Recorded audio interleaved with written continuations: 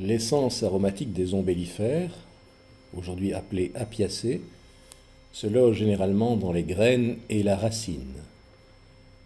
La racine de l'angélique, qu'on appelle également l'herbe aux anges, était considérée dans les siècles passés comme une panacée absolue, un peu à l'image de cette autre racine d'origine asiatique, le ginseng. Ses multiples vertus ont été vérifiées par la phytothérapie moderne. Ces effets subtils, qui nous intéressent davantage ici, étaient également perçus et interprétés à la manière médiévale.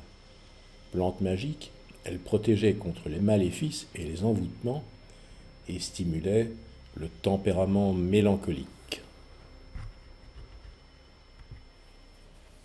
L'huile essentielle de racine d'angélique se compose majoritairement de monoterpènes qui sont présents en abondance et en variété, et contient plus marginalement des esters, des sesquiterpènes et un tout petit peu de coumarine. Les propriétés dans le cadre de notre étude sur le système nerveux et l'équilibre émotionnel, elle est anxiolytique et combat la fatigue nerveuse.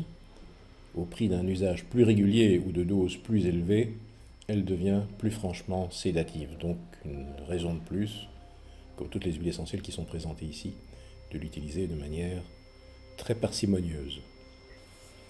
L'angélique relève bien sûr d'une identité de racine. Elle exprime un arôme balsamique, caractéristique d'une racine précisément, avec des nuances originales de terre et d'eau.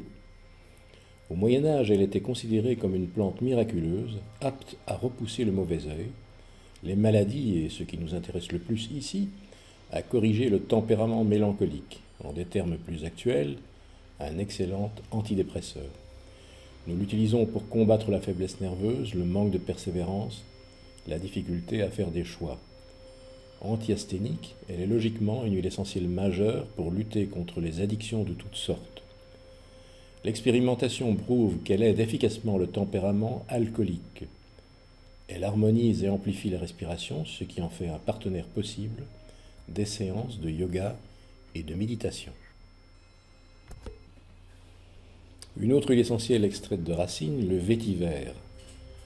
Cette graminée tropicale, graminée qu'on appelle aujourd'hui poacée, se retrouve dans les îles de l'océan Indien, en Extrême-Orient, en Haïti. Cette dernière origine étant réputée dans le monde de la parfumerie.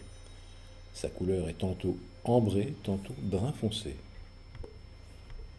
L'huile essentielle de vétiver se compose de sesquiterpénols variés pour un peu moins de 10%, de sesquiterpènes variés également, toujours dans une moyenne de 10%, des cétones sesquiterpéniques autour de 10% également, et une particularité de cette huile essentielle est de contenir des molécules assez rares dans la plupart des huiles essentielles, c'est-à-dire des acides, pour une teneur quand même assez élevée de 5%.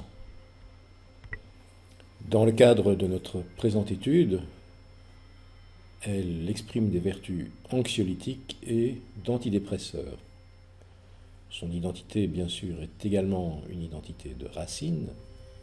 On voit d'ailleurs sur l'image à quel point ces racines peuvent être développées.